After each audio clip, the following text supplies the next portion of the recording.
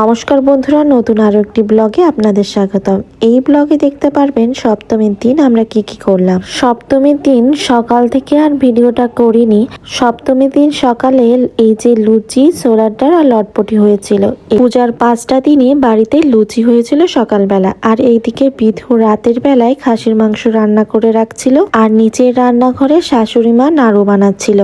এই সবাই কাজে ব্যস্ত, আমিও কাজে ব্যস্ত ঠিকই নয়, একটু ছেলে মেয়েকে ধরে রেখেছিলাম এই আর কি। আর রাতে খাসির মাংসটা মানে সপ্তমীর দিন রাতে খাসির মাংসটা রান্না করেছিলাম পরের দিন অষ্টমীর দিন গ্রামের বাড়িতে নিয়ে যাওয়ার জন্য।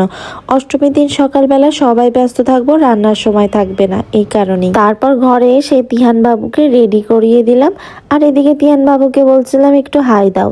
আর তিহান বাবুর বাবা অফিস থেকে এসে রেডি হয়ে নিল। আমরাও সবাই রেডি হয়ে বের হয়ে পড়লাম। প্রথমে এই বেজপাড়া পুজোর মাঠের মন্দিরের মাকে দেখিয়ে নিলাম। সবাই মিলে পুজো দেখতে কিন্তু আলাদা একটা মজা। ছোটবেলায় একরকম মজা ছিল, বিয়ের পর একরকম মজা, আর ছেলে মেয়েকে নিয়ে ঘোরাঘুরির আর এক মজা। এইভাবেই একটা মানুষের জীবন চলতেই থাকে সময়ের সাথে সাথে। এই যে যাকে দেখলেন মামি আমাদের সাথে কথা বললো, মায়ের আর কি ভাই বউ হয়। পূজাতে একটা জিনিস ভালোই লাগে যে পরিচিত আত্মীয় স্বজন বন্ধু বান্ধব সবার সাথেই কারো না কারোর সাথে দেখা হবেই দেখতে গেলে পূজা। আর যশোরে বেজপাড়ার ভিতরে যত ঠাকুর দেখা, এখানেই এত সুন্দর লাইটিং করে, আর ঠাকুর সব এখানেই আছে। পূজার মাঠের ভিতরে অনেকগুলো ঠাকুর, মানে এখানেই শুধু জমজমাট।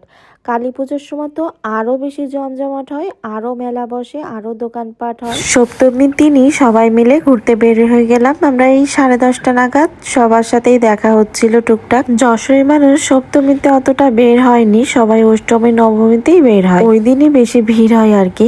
আসলে আমাদের অষ্টমীর দিন গ্রামে যা হয় আস্তে আস্তে রাত হয়ে যায়, আবার নবমীর দিন আমরা খুলনাতে যাব। এই জন্য সপ্তমীর দিন না করলে মিস হয়ে যাবে, এই জন্যই সপ্তমীটা আমরা যশোরের পূজা দেখছিলাম। আর এত যে গরম পড়েছিল, আমরা তো ঘেমে অস্থির হচ্ছিলাম, সাথে আমার সোনা ছেলে মেয়েগুলো ঘেমে অস্থির হয়ে যাচ্ছিল, ওদের বারবার জল খাওয়াচ্ছিলাম।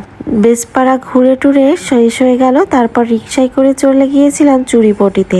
চুরিপটির ভিতরে পুজো হচ্ছিল, সেটাই দেখছিলাম। আমার জানেন তো রিক্সা করে ঘুরতে খুব বেশি ভালো লাগে। আপনাদের কেমন লাগে একটু জানাবেন তো।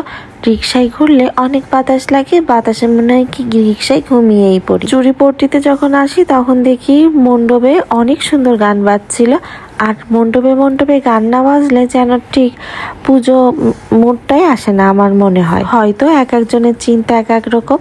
যশোরে কালী পূজাটা বেশি জমজমাট হয় দুর্গাপূজার থেকে, আরো বেশি লাইটিং, আরো বেশি পূজা হয়। চুরিপট্টির ভিতরেই হলো এই যে দিদার বাসা, আমাদের শাশুড়ি মায়ের মাসির বাসা বাড়ি আর কি। তাই আমরা হুট করেই যে একটু দেখা করে আসলাম, আর দিদাকে একটু প্রণাম না করলে হয়, তাই প্রণাম করেই চলে আসলাম। কারণ পুজো দেখতে দেখতে অনেকটা রাত হয়ে যাচ্ছিল, বাসায় যেয়ে আবার ছেলে মেয়েদের খাওয়াতে হবে। আমরাই বের হয়েছিলাম 10টা নাগাদ, তাই তো একটু দেরি হচ্ছিলই।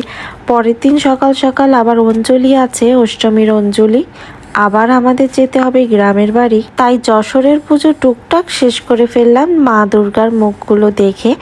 আসলে বেজপাড়া চুরিপট্টি এইসব জায়গায় ঘোরা হলো আর কি। আর আরো দূরে দূরে হয়, সেগুলো আর ঘোরা হয়নি। সপ্তমীর দিন আড়ং থেকে 2 বোনে 2টো ড্রেস নিয়েছিলাম, ওটাই পরেছিলাম। পরাটাই মনে হয় ভুল হয়েছিল, মনে হচ্ছিল যেন এত গরম লাগছিল, মনে হচ্ছে যেন সোয়েটার পরেছি, ঘেমেই অস্থির হয়ে যেতে হয়েছিল। আর সপ্তমীর ব্লগটা আপনাদের কেমন লাগলো জানাবেন।